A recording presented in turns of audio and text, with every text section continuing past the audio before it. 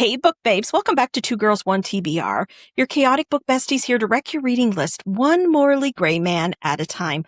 I'm Rebecca, and you can find me on Instagram at Azrella Reads.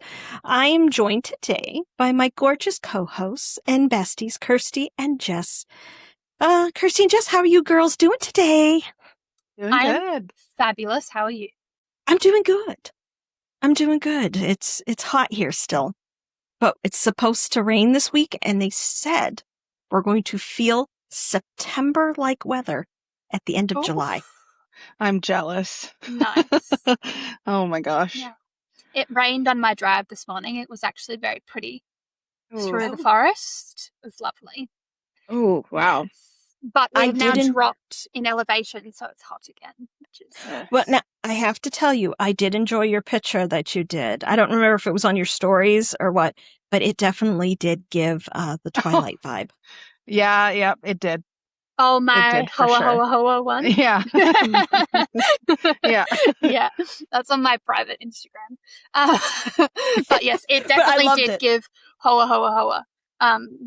Yeah. And I like when people get the reference. I posted it and then my husband was like, what does this mean? And I was like, you're not cool enough to understand. You should have had some sparkles going on and got some of the stuff. If you go to Bath and Body, they have their body sprays and stuff, and they have glitter in them. Because I don't know if you can see it on me, because I always glitter, because I like to get the glittery kind. So I love a good I glitter. Can feel fancy. Jess likes glitter as well. She does. Again, it's always going to be there. It's always going to be. Like, who's going to bring it up? Oh, Lord. So now what are you guys currently reading right now? What is, now let's see how many books you two are reading. I know we just talked the other day, but Kirsty is fast as lightning when it comes to reading. I'm still on the same audiobook. Okay. It's a struggle. I'm not enjoying it. But it's fine. But I just want to get through it. You know what I mean? Mm-hmm. Mm-hmm. But opposite effect. Yesterday, I think in 2 sittings, I read the entirety of this book, which we are talking about today. Oh, A Beautifully Crafted Life by Evelyn Ash. You amaze me how fast you read that. Yeah, I think it took me somewhere between 5.5 and 6 hours. So I powered Oh my through. gosh. Wow. But yeah, no, very good. Obviously, I'm not working, and I have no children, like both of you. So, Yeah. I just have my husband. He can take care of himself most of the time. So yeah, incredible. Gave it 5 stars. Love it. Need the second one immediately. I don't know how long we're going to have to wait. Well, this actually isn't even out yet. This book doesn't come out until the end of August. Yeah, I've still got a month to wait for this to come out. So I'm very excited for everyone else to read it. And it was, I'm sure we're going to talk about it in depth, but I found it super interesting the way that she interprets different things. So yeah, super excited to talk to her about it. Mm-hmm. So what is next on your list? What is your next book besides your audiobook that you're on the struggle bus with? What is the next thing you're going to read? I started this morning. Oh. I can't even remember what it's called, but it's called Golden Dream. It's by Alexandra Marie. It's contemporary. But she wrote it on Wattpad. Have you heard of Wattpad? No. What is that? Like you write like chapter by chapter, and people can read your stuff for free. And then but then she's been picked up to be traditionally published, which is really cool. But she wrote it I think 10 years ago or something, and it's now been picked up. They called it slow burn, but they fucked in chapter 2. So that does not seem like a very slow burn. But I have a feeling now, like it was a one-night stand, and now maybe it's going to slowly develop. Right. Into like a relationship kind of thing. Yeah. Okay. Maybe. Interesting. We'll see. How far are you into it? I'm only 15%. Oh, okay. So you're early in the story. Yeah. But still, chapter 2. That's That's quick. That's giving TL Swan. She likes to fuck from the beginning. Yeah, but it comes out in 2 days, so Oh, it'll be Okay. out when nice. everyone else. I'm a little bit behind on my NetGalley, so I'm trying to get through them as quickly as possible to get them out before the book comes out. Being too distracted. Now, how about you, Jess? What are you reading? So I'm 71% done with A Beautifully Crafted Lie, by Miss Evelyn Ash. I've heard, so I looked at some of the reviews, and it seems like there's a ginormous cliffhanger that I'm about to embark upon, so we'll see. But I'm loving it so far. The Celtic folklore stuff is just my jam. And then I also am going to start Venom Sweeter Than Honey by, let's hopefully I pronounce this correctly, Chiara Forestieri. And It could be.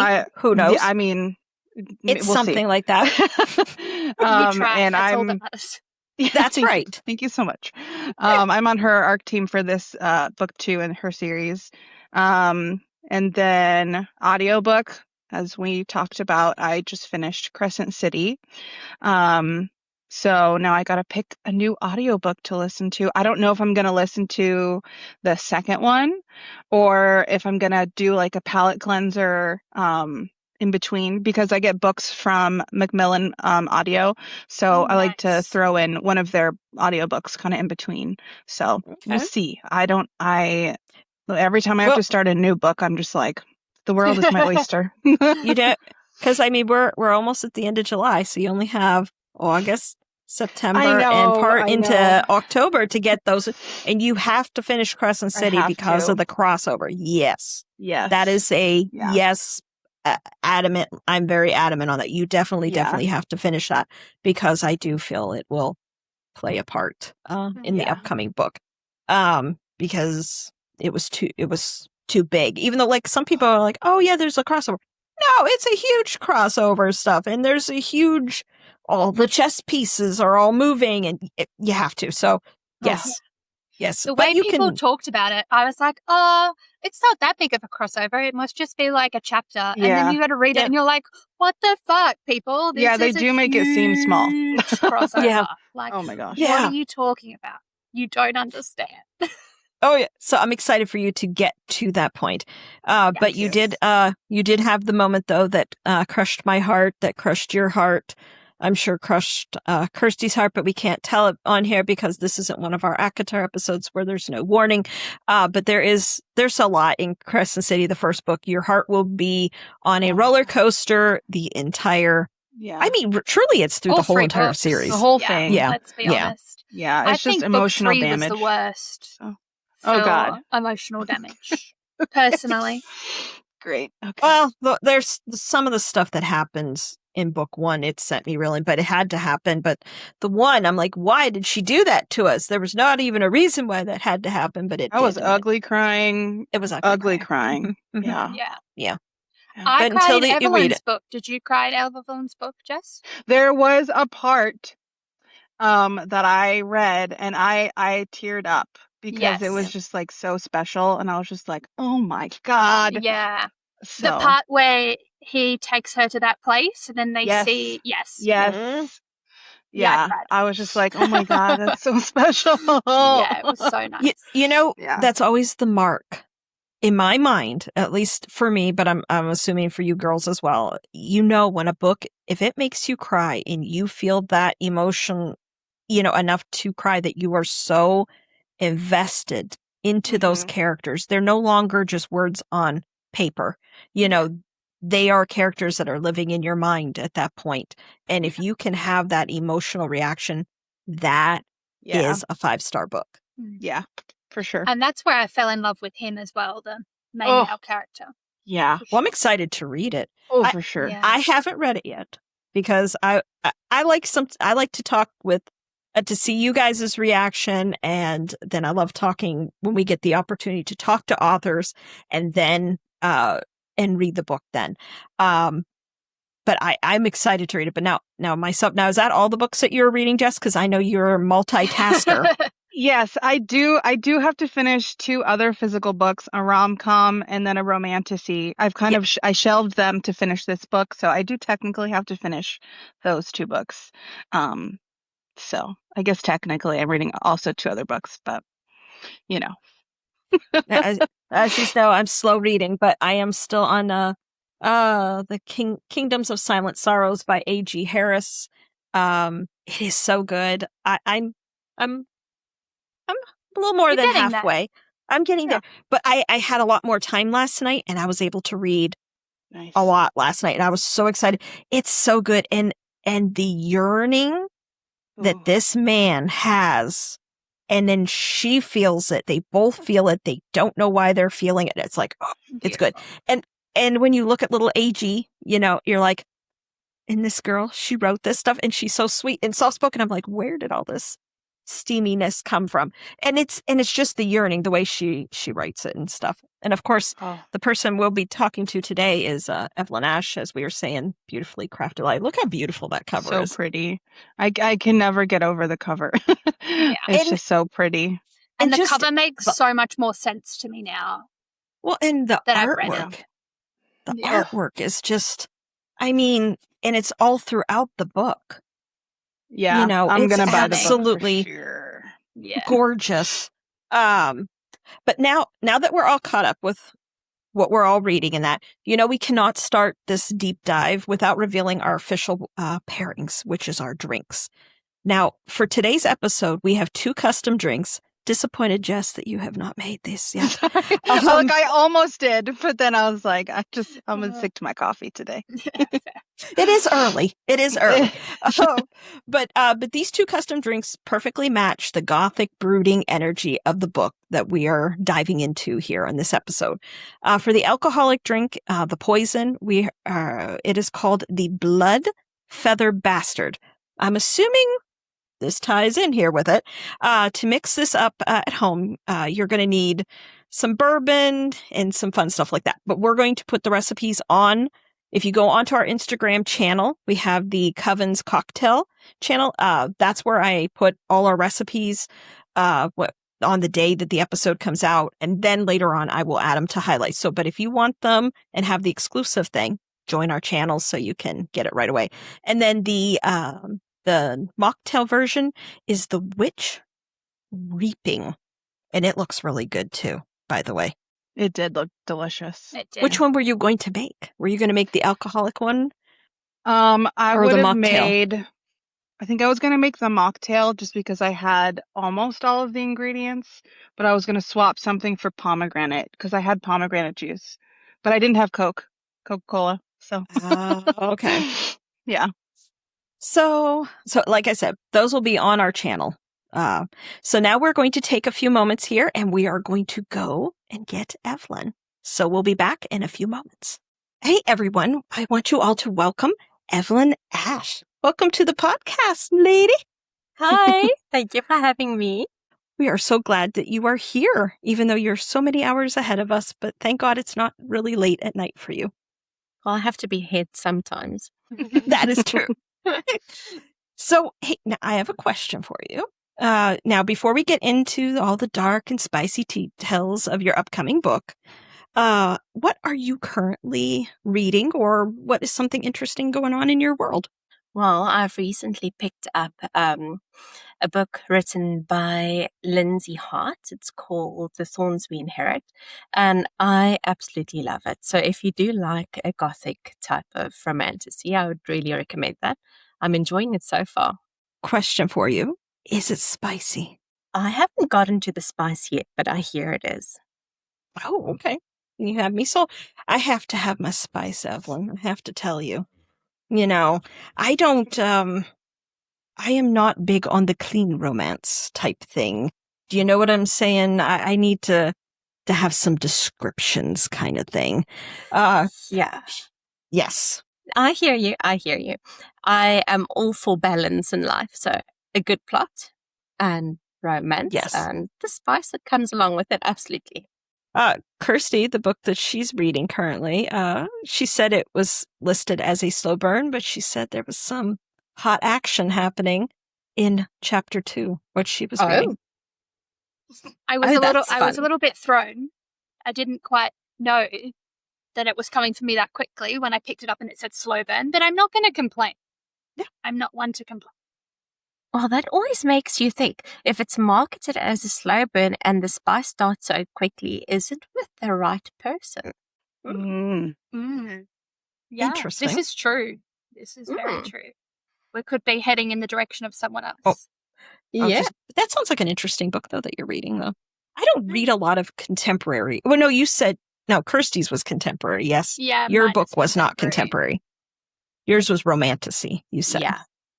I don't read a lot of contemporary, but when I do, I thoroughly enjoy them nonetheless. I like to mix and match. Yeah, she does, yeah. Like I like to jump from, because I did a Gothic romantasy, and then I read your book, Evelyn, and then I was like, right, I need to switch it up. Otherwise, I fall into a deep hole of despair. I can't get myself together. Well, I don't want to put you in a deep hole of despair. To be fair, I finished your book and then I just sat there kind of like rocking for maybe 5 to 10 minutes. Yeah, I can't wait for everyone else to experience that with me. No, it's great. If that doesn't happen, I mean, it didn't really work, did it? I have, in my ARC reader group, I've got a bunch of people sending messages, obviously. And the one lady just told me, I finished the book. Now I have to go and stare at a wall. Yeah. I'm sorry. Yeah. See, I myself, I don't read a lot of contemporary romance. Kirsty laughs at me because even though I don't read it, but I love to watch like contemporary romance because I loved Bridgerton when it was on Netflix. And then I just watched The Sweet Magnolias on Netflix. It's kind of the same kind of thing stuff, but I never read it. I am very deep in my villain era.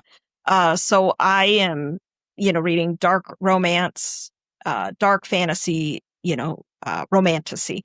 That's my wheelhouse. But she thinks it's funny that I do enjoy those shows. I think it's hilarious. I have recently watched Off Campus. Oh, hallelujah.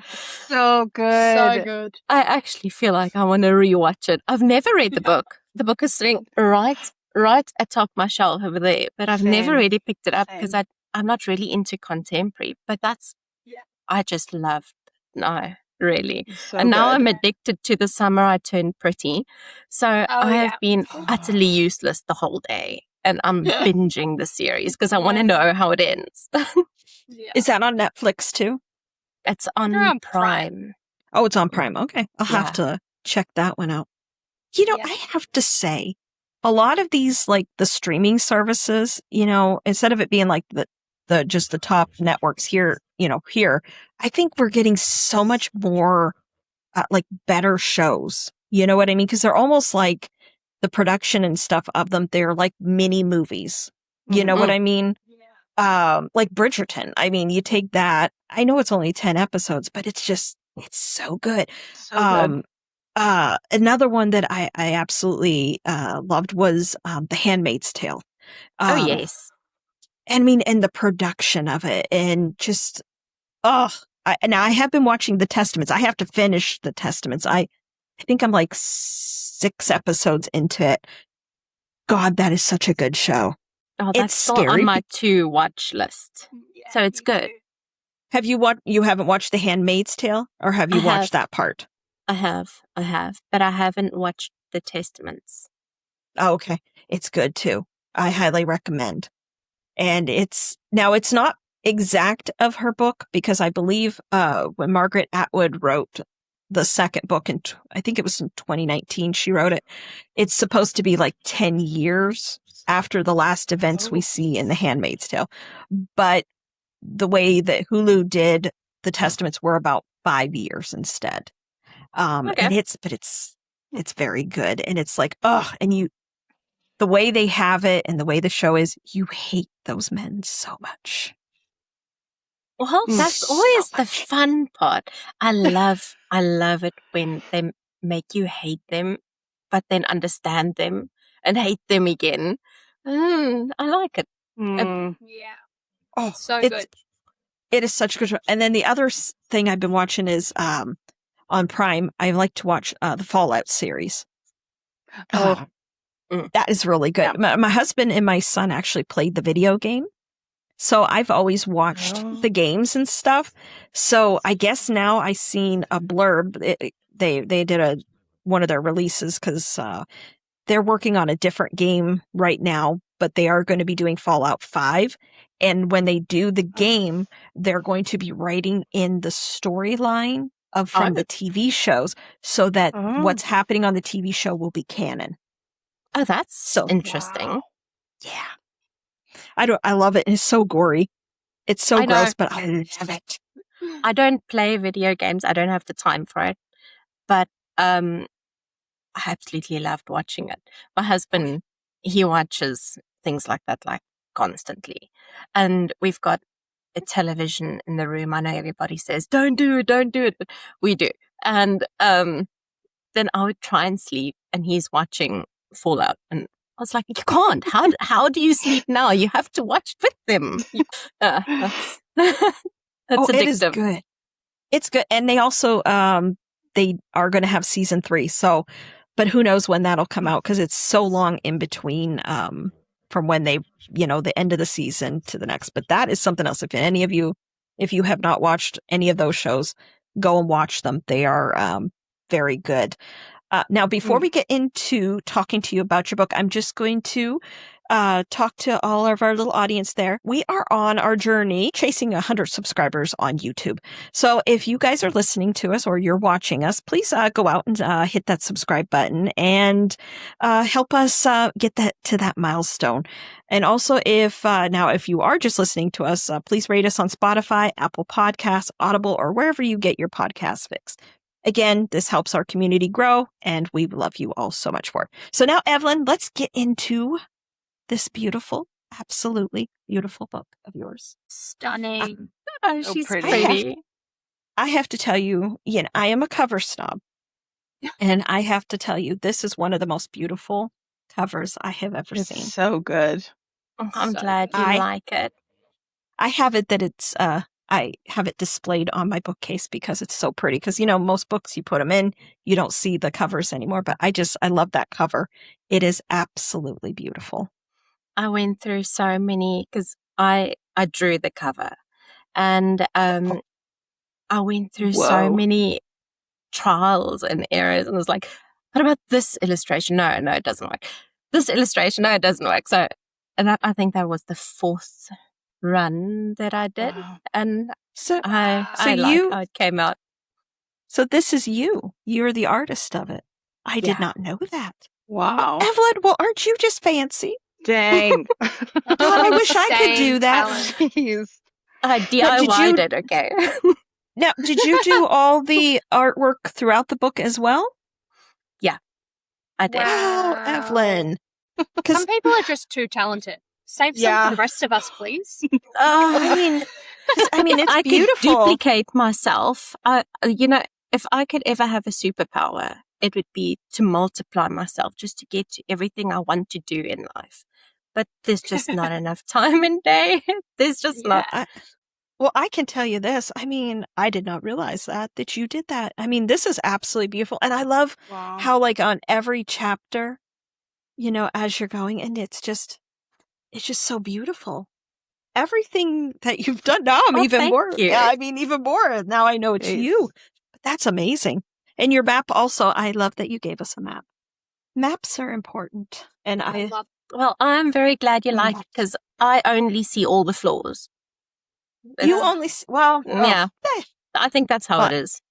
Well, I can tell you right now, I only see beauty. And I think you've done that. You've done an absolute amazing job.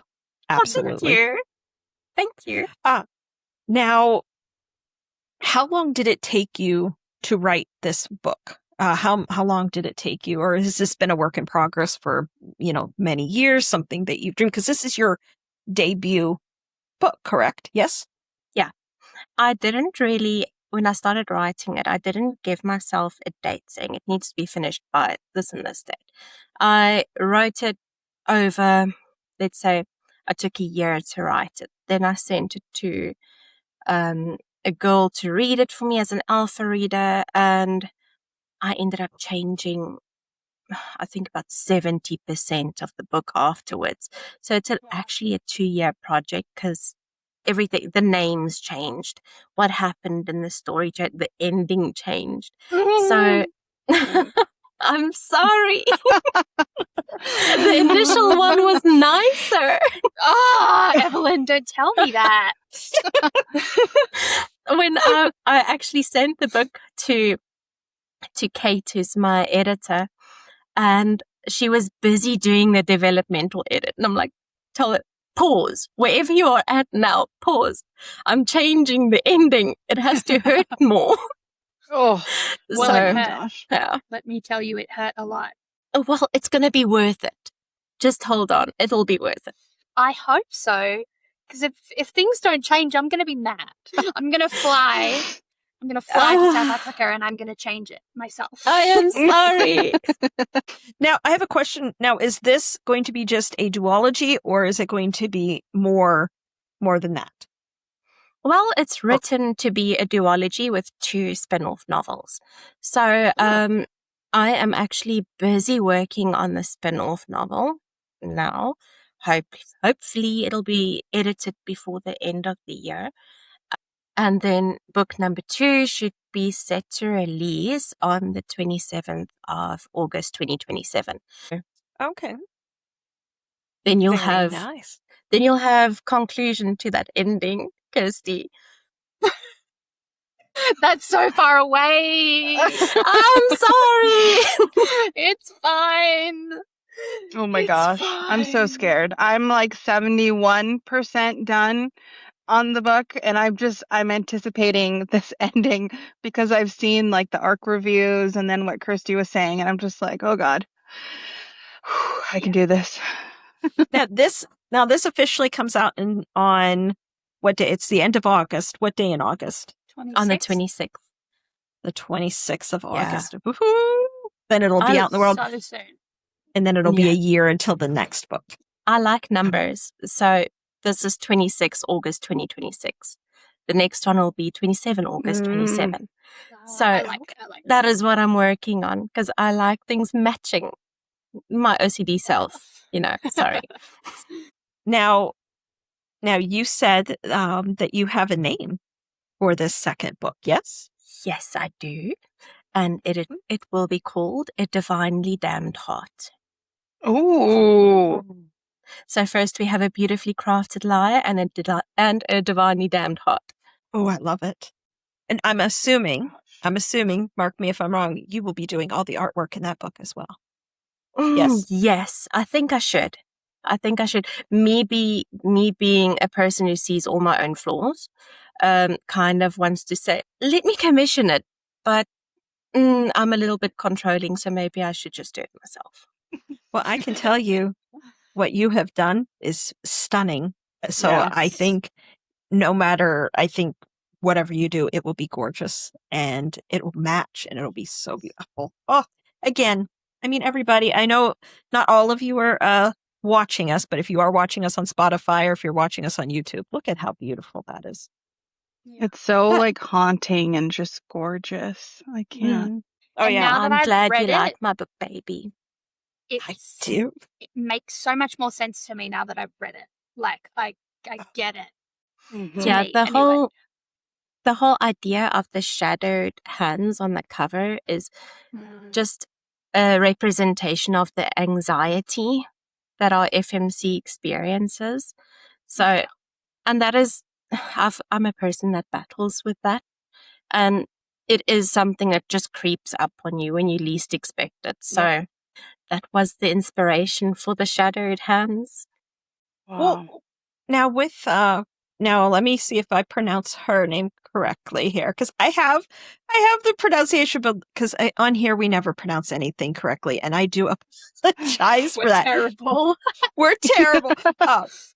Because there's an author, I'm sure you know who she is. It's Helen. Sure, I don't know how to pronounce her last name, so that's how I say her last name. And I'm sure that's very far off of it, but that's as close as it ever gets for her. But your main character, the female main character, it's Bryndis. Yes, you're right. Bryndis Ashglow. And then you have the male main character is Prince Oran. Oren. Yeah. Okay. Again, I apologize, Evelyn, because this is tomatoes. Really. Again, I never pronounce anything ever correctly, and I'm just like, I'm so sorry. Because when I'm reading my books and that, I'm sure. Oh, now let me ask you this: now, with your characters and that, do they have an accent when you're creating them? Do they have an accent? Now, I understand I have an accent to you. You have an accent to me, but what accent do you hear in your mind when you hear these characters? Well, Oren would have an Irish accent because fairies being Irish in origin that is my inspiration. So Bryndis has more of a British type of accent. Okay. And Oren would have Irish. And my narrators are Irish too. I love a good Irish accent. I'm not going to lie. It is so pretty. So pretty. Yeah. Same. And you should hear it. I'm busy going through the files to approve them. And it's awesome. It's really... Now, when will your audiobook come out for everybody to have that? Hopefully on release day. Release day, the 26th. So I want to release everything on the same day. It just makes it easier. Yeah. But yeah, obviously that would depend on if there are any corrections that I would identify as I carry on going through the files. There's the one Irish, I believe he's Irish actor. Is it Colin? Oh God, Colin Farrell? Is that his name? I don't know. He's a Hollywood actor. Do you know who I'm talking about? Mm-hmm. He was on years ago. He was on the show Scrubs. He did a cameo on it, and he was saying because Irish men, they can just say anything to you in that accent, and it makes you pudding. And he was telling them they had their eyes were the color of the sea and stuff. And so, I'm Evelyn. I'm sure this man will sound lovely. Yeah. It'll be worth it. That's all I'm going to say. Oh my gosh. So your book, okay, so that comes out the 26th. We get an audiobook. We get that. Now, is hardback coming out at the same time as well? Yeah. Or have you, because I remember you were saying to me you were still picking the cover and stuff for your hardback, or is it going to have the same artwork? Because this is the paperback. Is your hardback the same or is it different? Well, the standard hardback is the same cover. It's only the deluxe edition that I'm still working on, but I will release that a bit later on. I just don't have the time to work on artwork for a second cover while I'm trying to write 2 other books. So, and then I'm still working, and the kids and the studies and it's just too much. Multiply. That's what I'm saying. If I can multiply myself. Yeah. Now, does your kids go to school? What is the calendar year for you where you're at for their school? What do they do? Well, we are January to December, so they start mid-Jan and end mid-December. Okay. So they are currently on a small 3-week break, going back on Tuesday. So I can't say that too loud because they can hear me, but yeah. Let's see here. Ours is different. No, I homeschool, so my kids are with me all the time. But our public and stuff here, they go back in August. They go August to May. Okay. That's what they do here. Now, when I went to school years ago, no, I was in a different state though, and I went to public school. It was the end of August, and we didn't get out till the beginning of June. I tell my kids, because they're homeschooled, I said, you guys have no idea how nice it is. You can have school in your pajamas. I had to get up at 6-something in the morning and catch a bus, and then, and then be there all day. And they don't understand how nice it is. But that's also, so your school goes pretty much year round then. for your kids. Interesting. Well, my goals actually, I've got 2 daughters. One is 9, one is 11. And they can't wait to go back to school, to be honest, because they're missing their friends and their routines. Yeah. And my eldest wants to get a head start on her summaries for next term's exams. I gave her an incentive, and I told her that if she has a good average at the end of the year, I'll buy her an iPad. So she's really working for that iPad. Oh, very nice. Which is good. Which is good. I think you should always have an incentive of some sort, even if it's just to get a chocolate. So. Oh, I agree. I agree with that. My kids, they don't want for anything. They have, now my oldest, they're spoiled, I have to say. But my oldest, he helps us a lot because he's going to be like 16. So he helps me outside and does things. But his dad bought him, he got an Xbox Series X and a brand new television. And then I think it wasn't even 6 months later, he bought him a brand new PlayStation 5 because he helps everything. It's his initiative. He does good with his school. He helps me, all that kind of stuff. So he earns it. So I do think by doing those kind of things, it is good for your kids. It teaches them that hard work earns you something, not just handed to you. Exactly. Kind of thing. I totally agree. I do feel like if you put in the work, it should carry some sort of reward. It's just encouraging. I agree. Now, I know these girls have questions for you. Would you like to ask some of your questions? Do you want to start with your question first, Jess? Because I think that Sure. was very similar to my question. The first one about okay. Second one? The first 2 are the same as mine. Okay. Okay. Well, our first question then was what was the inspiration for the book? Did it like evolve slowly, or was there something that happened, or just what was the inspiration for it? Well, it did evolve slowly. Like I said, I did a rewrite of this book because I was going through a bad time. We had a lot of drama within our friends circle, and it was a lot of it was a rejection issue that I was having with myself. And I feel like this is Brenda's journey into accepting herself, despite if people are going to like it or not. So yeah, it did change a bit as my journey changed.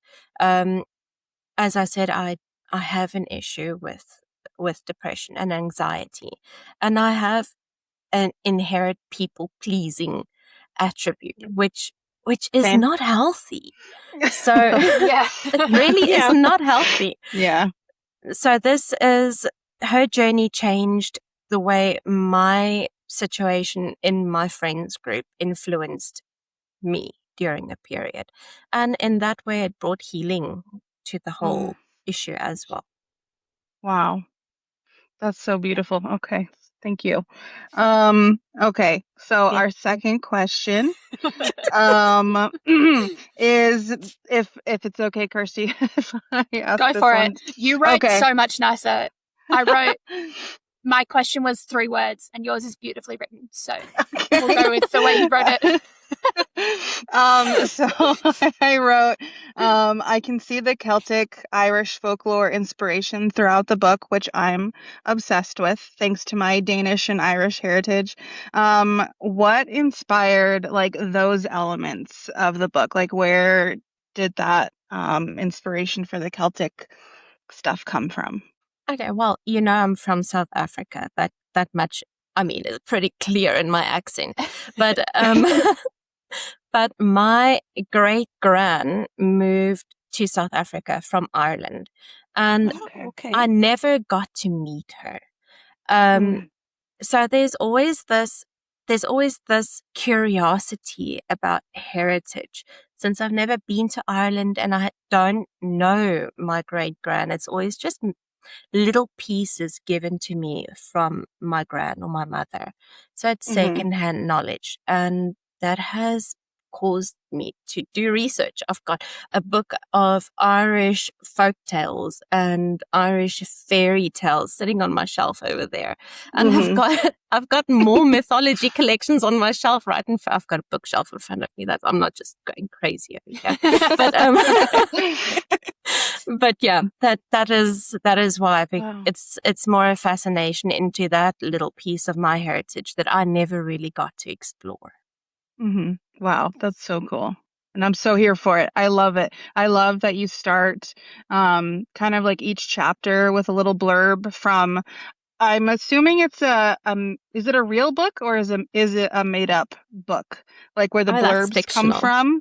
Fiction. Okay. Honest to God, I would believe it if it was real, like because it's so good. It's so good. Yeah. But I just love the Celtic and Irish like folklore just all around the book. It's so beautiful. Thank you. And you know, Mhm. writing it, I'm always very sensitive to culture because, well, South Africa's got so many cultures, and Yeah.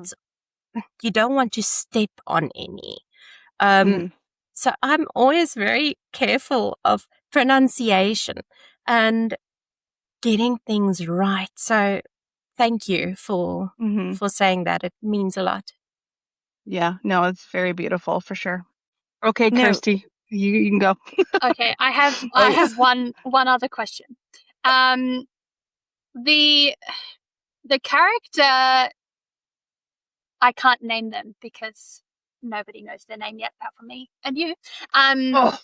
The the inner monologue character, or the character we see within Bryn's mind. How did you? For one, I did not see that going where that was going, and that was incredible. It's the end of the book. Sorry, Jess. Oh, I'm so close. I'm so close. You're like right on that point as well, where it like, you know, in a it's always in a fantasy or romantasy, that last like 10 to 20% is chaos. Yeah. And this book is unmatched in the chaos I'm like that I right found there. I'm so in that close.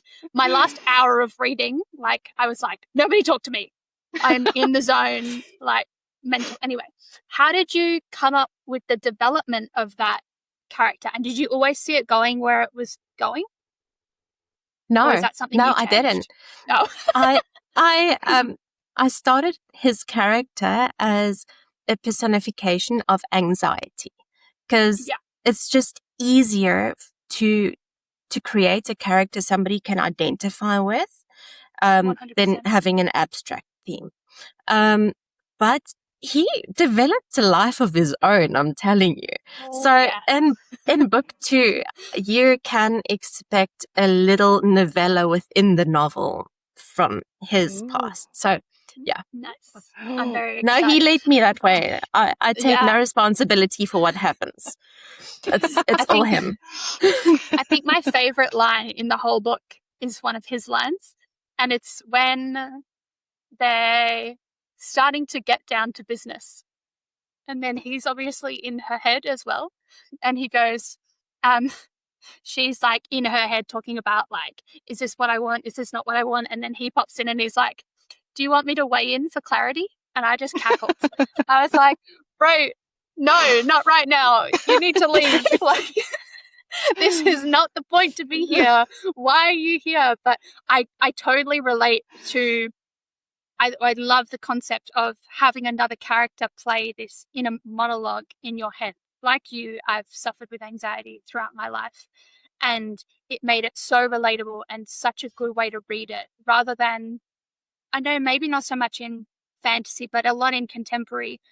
Writers are starting to write more about anxiety and depression, and I really appreciate that. But this was a whole new take on that, and I really enjoyed seeing it, like you said, as a whole other entity in itself, rather than just being that inner monologue. It's still an inner monologue, right? But not. This is literally like another person in her head, and I really, really enjoyed that. I'm very glad you did. Yeah, I first, when I thought about bringing in an inner monologue, I thought of all those months that I sat at home during COVID. And I think everybody had these per chapter reading apps at that stage. And 90% of them were werewolf related. And if you've ever read a werewolf, any novel, there's an inner wolf monologue everywhere. So I didn't want to bring in Brindis's wolf, if I can put it that way. Yeah. In a way, he turns into a wolf in sheep's clothing, if that makes sense to you. Yeah. Kirsty. 100%. Did you get that idea? I did. Wolf in sheep's clothing, definitely. Idea. Yes. Yeah. Yeah. I never would. But I love him nonetheless. I do like his character. Yes, I do. I mean, I don't like him right now. No, but I'm hoping to change your mind, though. Well, I hope so too. And I imagine as well, like you said, if you're writing that novella-esque type situation in his book, and we get to see more of his point of view, because right now we're seeing his point of view, but it's from Bryn's point of view. It's not fully his point of view. Yeah, but if we're going to see more of like his point of view, that'd be great. Yeah.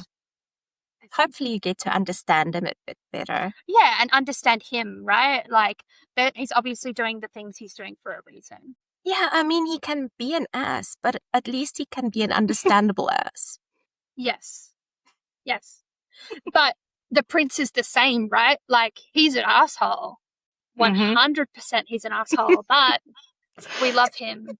Jess and I were talking about earlier the time that we both, it's the same moment where we fell in love with him.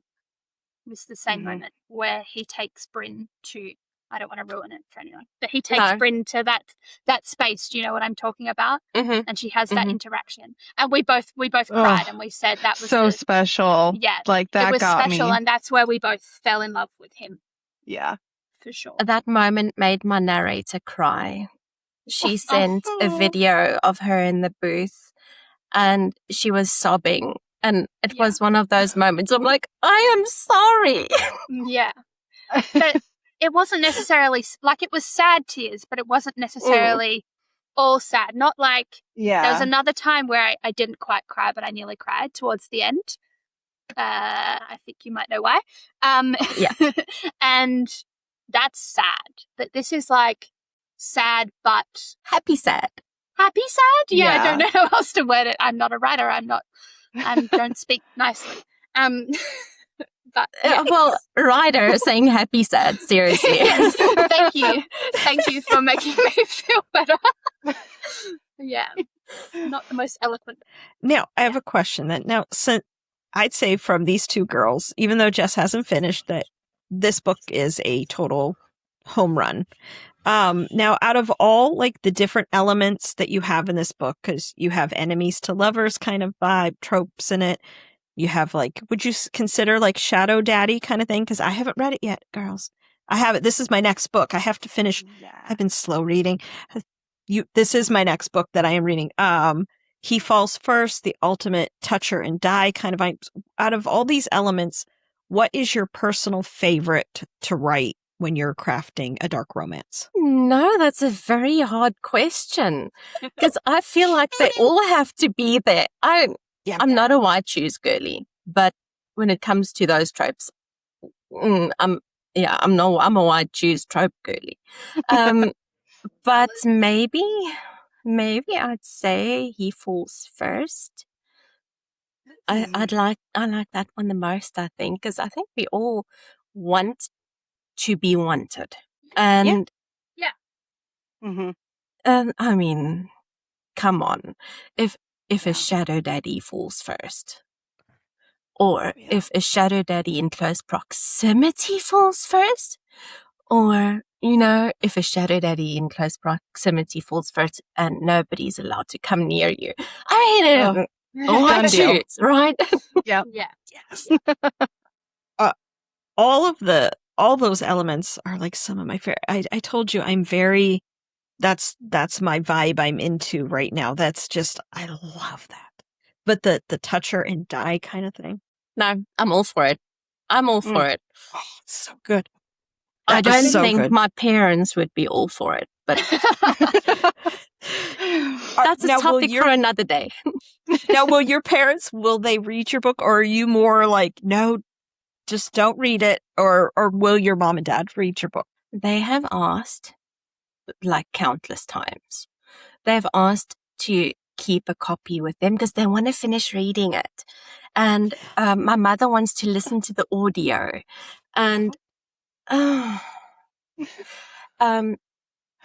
okay, I'm going to say this into the mic very soft. My parents are church leaders. Okay. I don't feel this going down well unless everybody becomes really cool with a lot of subjects very quickly. So you're saying they might not be your target audience? No, I don't think so. I think that's fair. Now, I don't know if you know Parker A. Garner. She's an author as well. Now, she did Your Path is Sorrow. And she told me, now both her mother and her father are both authors, but they are not her target audience because they do a lot of Christian kind of books and things like that. And they've wanted to read her stuff. And I believe it was a niece or a nephew. I think it was a niece wanted to read. And she's like, no, you are not allowed to read what I wrote. But she said, yes, she's not the target audience. It's not to say that a Christian won't enjoy the book. I just feel like some people can't separate person from fiction. And that is where the danger comes in. Because I don't actually want my husband to unalive people if they look at me, okay? Sure, yeah. But that's in my book. So separate fiction and reality. Then all is good. But I think a parent inherently don't want to be worried about their children. So I don't want to worry my parents. That's fair. But I think it's so sweet. They want to have a copy and they want to finish it. But but they are very supportive, that they want to do that. Do they want to like promote it as well? Like when they're like at things and like, oh, here's my daughter wrote this book or that kind of thing. Or now listen. My mother, oh my word, she's very supportive. My father too. And they have never read this book. I've given them little excerpts which they liked. Which is fine. That's fine. But when I get to church and all her friends would say, oh, so when's your book coming out? I kind of have a panic attack. Like, stop, please, just stop. Or when my father's best friend, who is also a religious leader, also wants to read the book. I'm like, oh, please this is for women. Okay. Yeah. It is very romance heavy. Yes. It is not an instructional manual. This is for fun. Now they aren't readers. I don't come from a reading family. I think I'm the oddball most likely.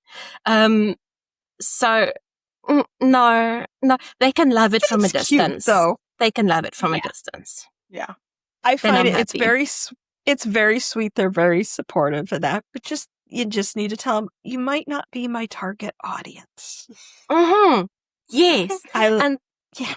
My father says, but what you wrote, what I've seen is so pretty. I want to know more. No, don't go any further than chapter 30. Ever. Don't do it. He was flipping through the pages sitting next to me. And I'm like, oh, don't land on 34. Don't land on 34. So yeah, that is heart attack inducing.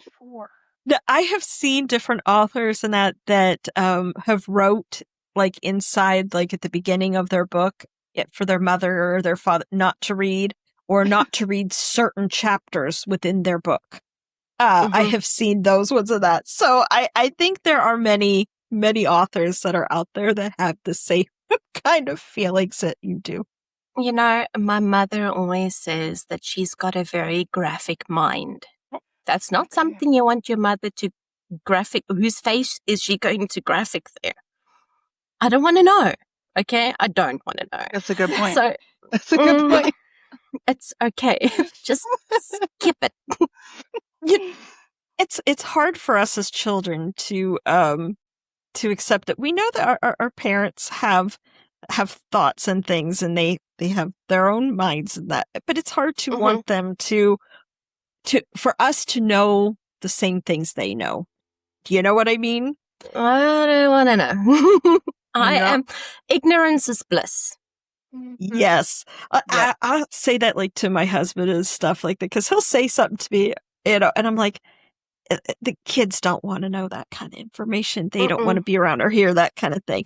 My kids don't get appalled. Like, I remember, like, if my mom and dad ever said anything, I was always like, those kind of things. My kids, but maybe it's just the different generation kind of thing. Maybe it has something to do with that. They're not shocked by things as much. Me, I was shocked. Kirsty, are you beeping again? It's not me. It's someone else. Wherever Kirsty is at, she always ends up with someone that their car alarm goes off. Every time. It happened the other day as well. It's not. An ambulance went past before, but I couldn't tell if it was me or if it was someone else. Interesting. Are you like in a parking lot kind of thing, or where? I'm outside a McDonald's right now. Oh, it's a place to be. Apparently, there was no one here. Some happening things. There was no one here when I pulled up, but now the car park is like full. So, well, what time is it out there? What time is it for you out there? Where you're nearly 11. Oh, it's because they're almost done, isn't it? 11 o'clock is when they stop serving breakfast at McDonald's. Also, maybe 10 or, I don't know. It's the lunch crowd now. Town. Yeah. Oh, and also, it is Sunday. Yes. Everyone's had a sleep in. But when I pulled up at 8:30, not a soul. When where my husband works, it's on Sunday at the beginning of it. It's very like dead, not a whole bunch of people, but around noon, that's when church gets let out here, and then all the church people come. Yeah. And it's always like, it's like big crowds of people, always dressed really fancy because they've been to church, and very old people that shouldn't be driving. For some reason, they go to church. Yeah. See, though, when I spent a month in Utah a few months ago, and I don't know if I've told you this, I spent 3.5 weeks living with a Mormon family. Yes, you had mentioned that to me. Yes. And they don't do anything on Sunday. They go to church, and then they don't do anything else on Sundays. You can't shop, you can't eat out, you can't do anything. So you go to the shops, and it's like a ghost town on a Sunday. Whoa. It's completely different, right? Because they don't want anyone to have to work on a Sunday. Huh. That's interesting. I found really interesting. There's like a couple businesses that are here. There's the fast food place. You'll see Chick-fil-A. Oh, They're love never Chick-fil-A. open. They're not open on Sunday. So good. And Hobby Lobby, that's a place where you can go get all your tchotchke stuff. You can get all your knickknacks and things for the I love Hobby Lobby stuff. But they're not open on Sunday either because it's the Lord's Day. I have things I have to do. Today is because see, the way my husband's work schedule is, he works Thursday through Monday. So technically, even though this is Sunday, this is my Thursday, if that makes sense to everybody. Okay. So my weekend is never my weekend. So when I'm going out and I'm going places, it's through the middle of the week, which I have to tell you is much better. Because when you're here, like where we live, because we're just outside of Louisville. And so if you want to go into anything, if you go on the weekends, there are so many people, especially like where my husband works. It is so crowded, and I can't take big crowds of people. I can't take all those people. It makes me feel panicked. I have like a panic attack. This is why I don't like to go Christmas shopping. Like at the peak of Christmas shopping, online, it can be delivered to me. I can't take people. I'm not a people, big crowds of people. And plus, anymore. Over here, people are so crazy. My cousin that lives in Texas, she wrote me the other day and she said, "Did you see the news?" I said, I mean, stuff happens over here all the time, but I didn't think anything of it. And she lives down near Houston, and she was in Kroger, which is a grocery store down there. And she was right there, and they started hearing gunshots. And her and her husband, he had worked for Shell Oil, and they have lived all over the world. They've lived in Egypt, and the Netherlands, Malaysia, Brazil, all kinds of places they have lived. So they get training of what to do when something bad happens, kind of thing. And so instantly she said her husband was like, "Poop," he's like, "Run." And she said she froze for a moment. She said when it happened, because it's just the shock of it. And it was really close. She said the man that was by her, he could see what was happening. It was out of her point of view. She said he had like a shocked face. And they actually ended up going through the bakery, through a tunnel or a hallway that would light up until they got to the back of the building. And they went and hid in bushes behind Kroger because they didn't know what was happening, kind of thing. Wow. And and the guy, it was a domestic thing, I guess. And the guy he shot some other guy at the store, and it was really close to where she was. And her vehicle, where it was parked, she had to wait. I think she told me like over an hour before she could get to her vehicle. And she had left her purse because she's one of the people. I always have my purse on me. But she's one of the kind that likes to sit it in the cart. And she said she had to wait. It was 9 hours before she could get her purse back. Wow. Yeah. Wow, that's terrible. We have a lot of crazy stuff happening over here all the time. But that was something recent. Fun times. Yes. Yeah. So again, this is another reason why I don't like crowds. No, I'm very proficient in online shopping. Oh, absolutely. It's a talent. No, we have Amazon here, and that's a lot. I order a lot from Amazon, and because we're in that big area, so I can get my Amazon if I order something normally within like a day or so. When I lived in Pennsylvania, it would be like a week or more because it was different there because I was out in the middle of nowhere. Wow. But I love being where everything's at. Right where we live, we have like, I think within a mile and a half, we have over 30 some places you can go to eat. I'm like, wow. I'm like, that's it. And then where I live, we're like, I can't see the big buildings. They're probably about 20 minutes away, but I'm on the edge of like where you can get shopping and everything you could possibly want. But then you go the other direction, you're out in the middle of the country kind of thing. Kentucky's very sparsely populated, unless you're in the city. If you go out into the other counties, there's like it's not like a ton of people. They have some counties that only have like maybe 2,000 people in the entire county. But something that's weird with Kentucky, we have 120 counties in Kentucky. Why is there so many? Wow, that's a lot. Now, Evelyn, have you ever been over to the United States? Have you ever ventured over here? Right now, I would not suggest now. No rush. No. Wait it out. Give it a little time. We have our own set of dramas. So I know our country is with this whole anti-immigration type of nonsense where they're chasing away some of the migrants. It's not nice. It's heartbreaking. Yes. But there are a lot of marches and looting, a lot of looting. So it's not pleasant. But I guess every country has got their own set of issues. Mm-hmm. I'm hoping here and then within the new year that things will go a different direction for us. At least that is the hope for here. Because right now we are on a not good trajectory, at least in my opinion.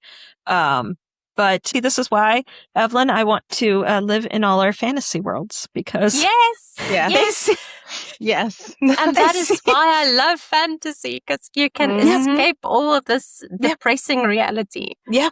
Oh, yeah. Because, I mean, yes, they do have interesting times, and all the books we have in there are having wars and whatever. But I mean, I love taking, and slipping my mind, and just going into those worlds and just kind of letting the reality of everything that's happening around us kind of just melt away.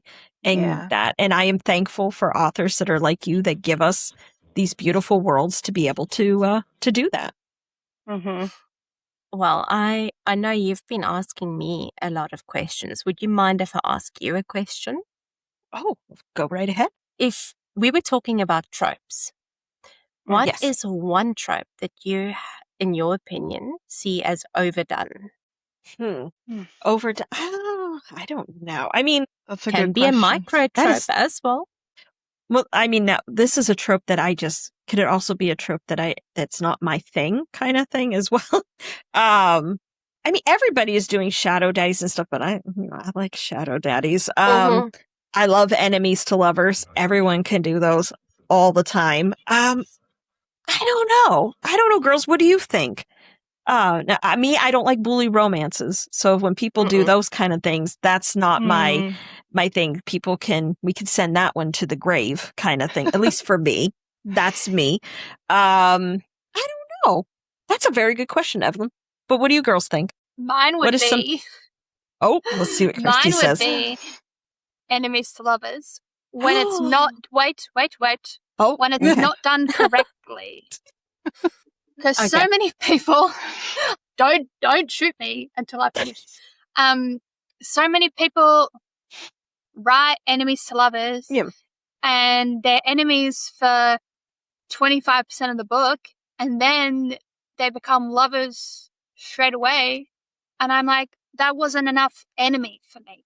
Or like they're calling it enemies to lovers, but it's more like rivals to lovers. Just name it properly. You know what I mean? Like if it's not proper enemies to lovers, I don't want you to label it enemies to lovers, because then I agree.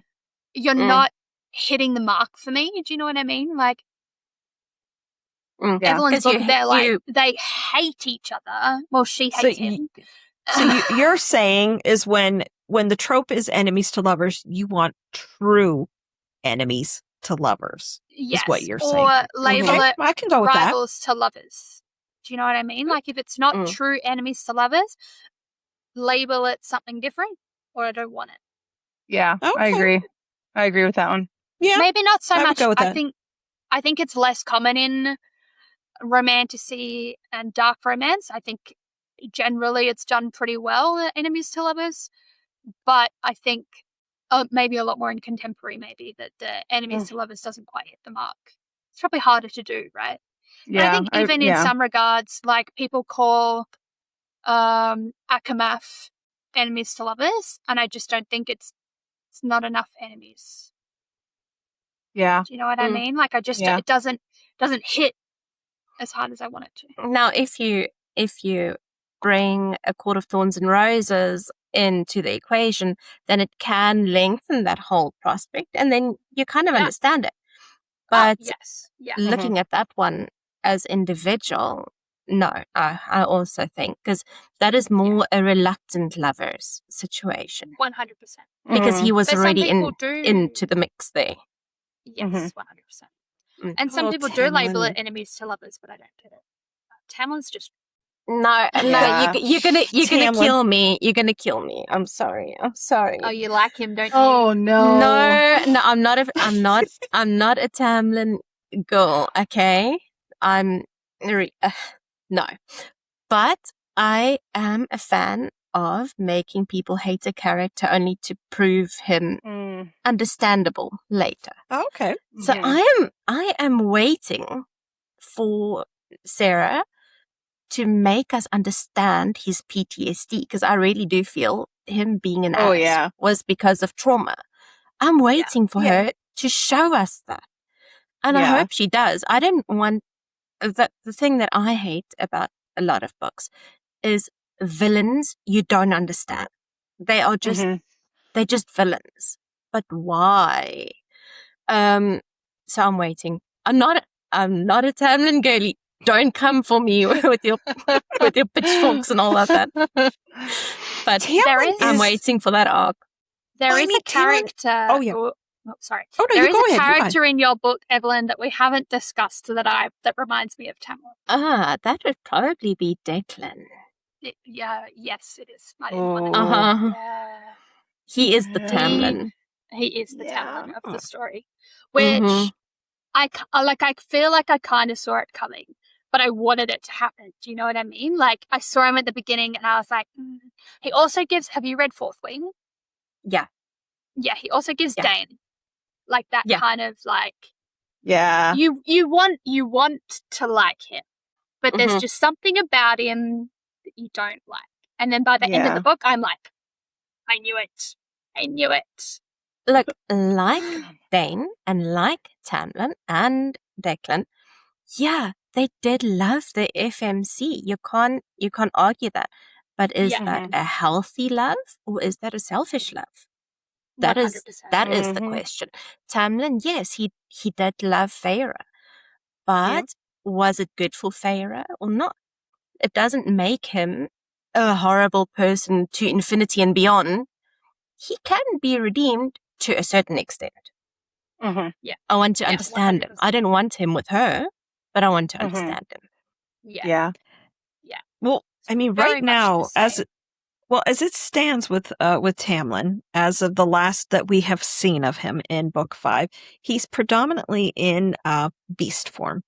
So maybe as this tale goes on, maybe this will be, because remember, A Court of Thorns and Roses, it was supposed to be a loose retelling of Beauty and the Beast.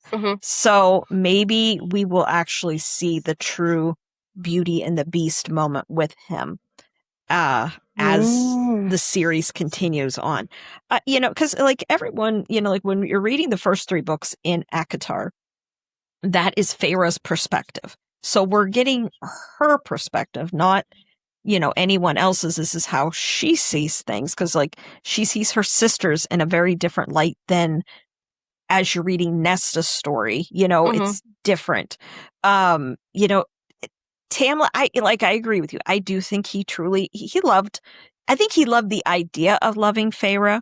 Do I think he really, it was like a full, I can't live without you love? I don't know. I think he liked the idea of her, because he was very weird with her when she was there. Like, he was like, well, you're actually clean, and then he wanted to keep her locked in the house like she was like a porcelain doll. She couldn't, and he has been through so much trauma, but he kind of just moves on from his trauma, per se. He did not accept that she had traumatic events. He did, of course, as well. I mean, he's had horrendous things, but he's one of those kind of men that just move on from the trauma. She could not. And I don't think he was good for her. He needs somebody that can be just as strong-willed as him. Someone that will put him in his place, kind of thing. Will we see it happen? I hope so. I mean, because she was kind of, when you watched her on the podcast where she announced the two books that are coming out, they had asked her about that kind of thing, and she said she has to be very careful how, if she does give him a redemption, she has to be careful how she does it, because a lot of her friends have gone through those kind of traumas with men and that kind of thing. I don't know. I think it will be very interesting to see where these books go, where the storyline goes. Evelyn, who do you think is going to be who do you think the book's going to be about? This book 6. Who do you think is going to be the voice in this one? I don't know. She has said a lot about Azriel being a freak. So I'm kind of thinking, is she going to let the freak out? I hope so. At some stage. So I'm kind of hanging on to that one. But I also want to see Lucian's perspective. Yeah. Because I feel like he has been on the losing end this whole time. And he's actually not a bad guy. So I want to see a book for him as well. Because look, he is fated mates with Elaine, right? Yep. But what's happening there? So maybe it could be the start of that. I don't know. Yeah. I'm hoping for answers. Elaine, she's interesting. We just, if you go to this past week's episode, we did another ACOTAR deep dive, and we do talk a lot about Elaine. There's something about Elaine that rubs me the wrong way. When everything was going bad, but again, Feyre was the narrator, and of she's course. an unreliable narrator. Yes. But, their family's starving. Elaine's planting flowers. Why isn't she trying to grow them vegetables? I mean, that always bothers me. But then again, you look at when you see from Nesta's perspective, Nesta was doing things that Feyre did not realize she was doing to make money for the family. So, Feyre was always like, well, my sisters didn't do anything. I was the youngest and I was having to go out and hunt. But Nesta was doing stuff that, that I don't think Feyre, well, she was younger, she wouldn't be doing, Yeah. So I don't know. If it's Asriel's stuff going on, she said he has the largest wingspan, everybody. We want to see it. Yeah. I want to see it. I want very good descriptions of it as well. In use, characterized. I don't know. Just she has to give us something. It's been so long. She has to give us something. I don't know. Yeah. I don't know. Do you guys intended. think that? Do you think he's destined for Elaine? Do we think that Elaine? Well, no. Let me ask this from Elaine's perspective, since that's who we were talking about. Do we think Elaine is destined for Lucien? Do we think she is destined for Asriel? I mean, is she destined for Tamlin because she does fit in that spring court flower thing? Or the other theory that we had, is it possible, because she says in the little Christmas novella that she does not want any man, is it possible she's destined for more? Because maybe we're looking at this completely wrong. Maybe a man is not who she, she's attracted to. And we do know about Mor. I think Mor is going to play a bigger part, because why did Sarah reveal all that information about Mor to let Mor be alone? So is it possible that Elaine could be for Mor? I think anything is possible. Elaine is just such Elaine in her villain era. You think she's heading to her villain era? I do, but I don't know if it's going to be with Mor or if it's going to be with Tamlin, but I do feel like that's the direction we're going to head in. I would love that. That's what I would love. If she gains more personality, I think we're already winning. 100%. Yes. Yeah. Elaine's something. kind of she's kind of like a wet washcloth a lot, But but then there's the theory, like, when she went into the cauldron, we don't really know 100% what happened to her in the cauldron and what experience she had. Because when she came out, she was almost like, I don't want to say catatonic, but, she was not dealing well with life. But is there something more happening to her? Because there's the theory, did Bryaxis, is she inside Elaine? Because you have to admit, when you get to the end of Akawar, and when the King of Hybern gets, that was Elaine that did that. The sweet, innocent, person that gardens. She's the one that she killed him. So, I mean, there's something more, I think, bubbling underneath the surface of Elaine. Yeah. I agree. always feel like, as an author, you are inventing characters and hanging them on a coat rack. I feel Elaine is just waiting to be used. So I want her, I'm really hoping that the next ones involve Elaine more so we can understand her. But I don't think it would be for Lucien it's too obvious. I don't think it will be Asriel because, again, it's hinted at too heavily.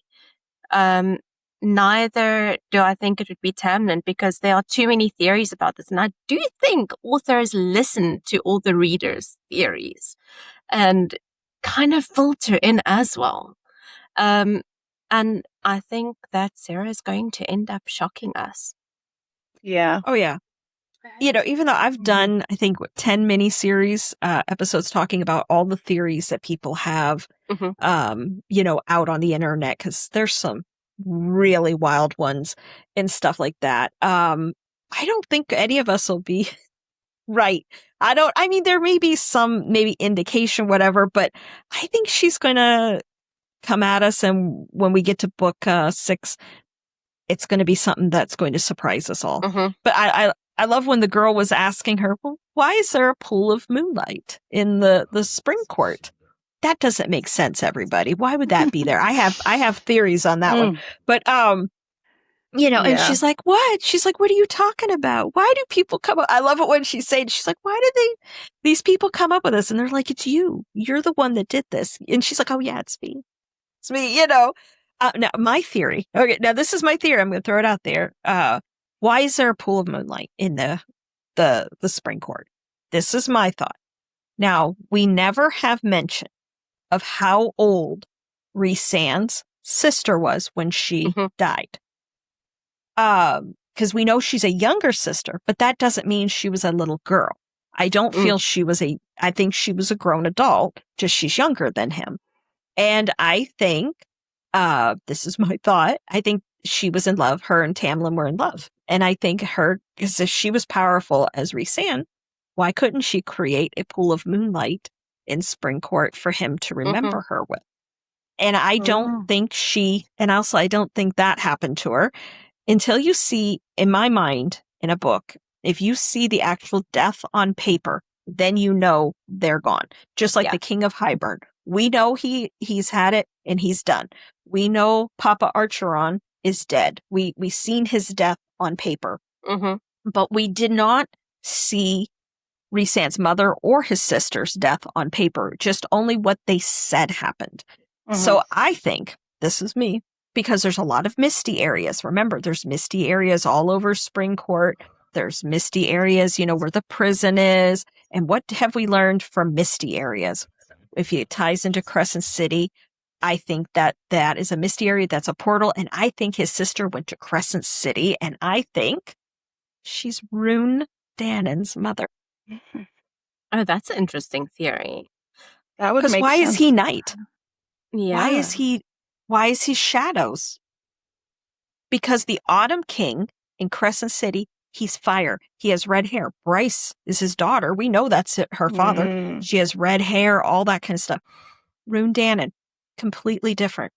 And his mother, we know she's still there. What if when she went through, it gave her almost kind of like an amnesia kind of thing, and she doesn't know who she is, truly? What if that is Rhysand's sister?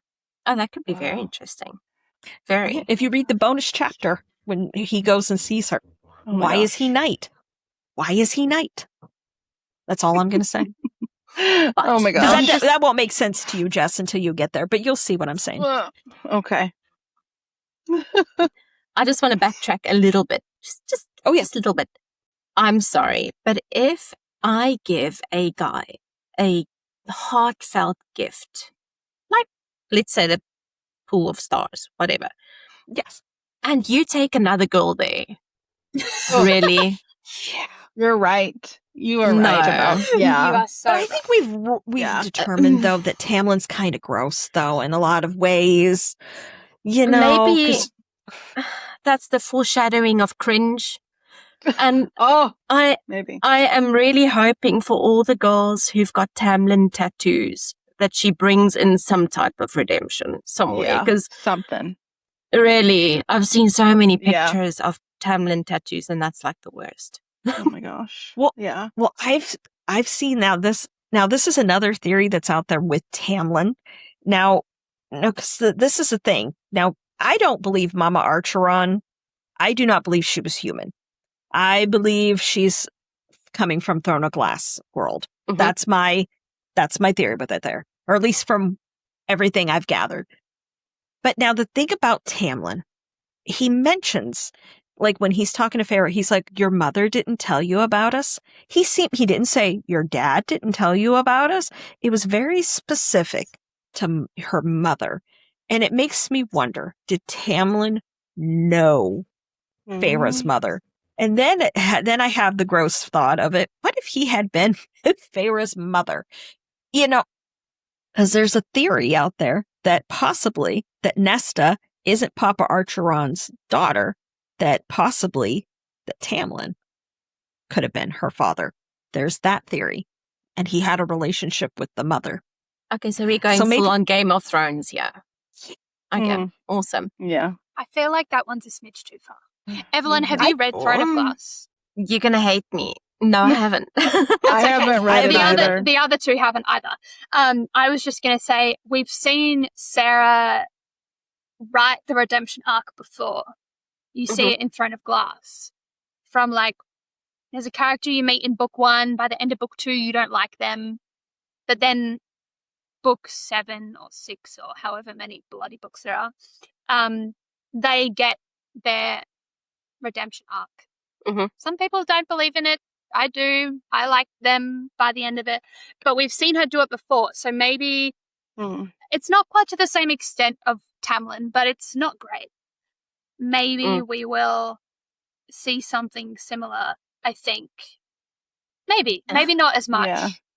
Yeah, I mean, but it's possible. I mean, I feel, even though I do not like Tamlin because of how he acted and that kind of stuff, but I do feel he deserves a redemption of some kind. He deserves happiness. He has had horrible things happen to him. You know, his brothers were killed. Then his dad, you know, was killed. You know, his mother was killed. I mean, he's had horrible things happen. And then I think when Feyre decided, you know, I don't want to be with you anymore, that was the one straw too many. And has sent him into whatever, because they said, remember at the end, is it at Akawar or is it in Silver Flames, when Rhysand goes and visits him and his house is just in shambles and he's eating a deer on his the counter in his kitchen. Dear. You know, I mean, I think he deserves something, but I mean, he is an asshole though. Does an asshole deserve it though? Maybe. That's the question. I don't. Well, Evelyn, this has been a super fun time. I've absolutely enjoyed talking with you. But now tell everybody where they can find you, where you prefer everybody to pre-order their book. Do you have a specific place where you want everybody? Is it from your website, or where do you want everyone to order your book from? Because your book comes out, because everything has to be pre-ordered. Yeah, and it comes out in less than a month. That's not scary at all. But anyway, you can find me on Instagram. I'm mostly active there. My handle is author.evelyn.ash, or my website, authorevelynash.com. I have a shop on my website. Yes, I know shipping internationally is expensive. So if you cannot support me by pre-ordering there, that's the only place you'll find a deluxe edition, by the way. Then, I mean, I've got a few indie stores. They are linked on my bio in Instagram. Amazon. Pre-orders are welcome anyway, because I'm aiming to get figures more than I'm aiming for royalties. If that makes sense. Yes. So I'm aiming for 500 pre-orders, which may be a little ambitious because I've got no idea where I'm standing. Ingram Spark has not released those figures. But if I can get there, it would mean the world to me as a debut. So yeah, I prefer website on my shop. Otherwise, anywhere else practically. Now, if we go on to Amazon or to any of those places, you can pre-order directly from those right now, correct? Yes? Yes, you can. Fantastic. On hardcover, paperback, or ebook. Because everybody, as I've said, I say this all the time, pre-orders are so important for authors because once they have those pre-orders, they see those numbers, their publishers and that helps them so much. So please go out and support our lovely Evelyn. Please pre-order her book. As the girls have said, it is an absolute amazing book. It is my next book on my list to read. Plus now it's even more exciting to know that you did all the beautiful artwork inside of it. So that comes out August 26th. Everybody, please, again, go out and do all that for our lovely Evelyn. And then you had your ARC signups wrapped up in May. So the means your reviews are out in the wild. What's all pre-orders who are sent to me via an email to info@authorevelynash.com are entered into a giveaway where you can win a PR box on launch day. So if you order and you can send me proof of your pre-order, then you are automatically entered into a giveaway for a PR box. Very That's nice. fun. And it is pretty. Oh, well, that is nice. So also when, Evelyn, what I'm going to do is, on our, Linktree, I will, put a link to you so that people can have that direct access to you, so that people can do your pre-orders kind of thing as well. Thank you. All right. Well, thank you very much. I hope you come back again and enjoy our chaotic conversations. So I will, I'll be talking to you all, so I guess we'll say good night, Book Babe.